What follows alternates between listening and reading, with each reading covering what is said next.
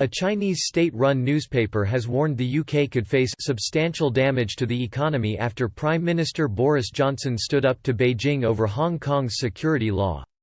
This week, the Prime Minister vowed to offer millions of Hong Kong residents a path to UK citizenship if Beijing pushed ahead with a controversial security law for the semi-autonomous territory. Tensions over the former British colony have escalated. Writing in a column published on Wednesday by the South China Morning Post, he said the law would curtail freedoms and erode its autonomy. Mr. Johnson wrote, "Many people in Hong Kong fear their way of life, which China pledged to uphold, is under threat. If China proceeds to justify their fears, then Britain could not in good conscience shrug our shoulders and walk away." Since the handover in 1997, the key has been the precious concept of one country, two systems, enshrined in Hong Kong's basic law and underpinned by the joint declaration signed by Britain and China.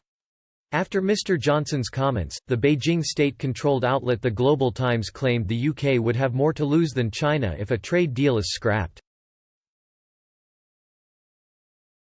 The nationalist tabloid wrote, British Prime Minister Boris Johnson's government may sincerely believe they are battling for their values as they confront China over the national security law for the Hong Kong Special Administrative Region, when in fact they are complicating a much-needed deal, threatening to inflict substantial damage on their own economy.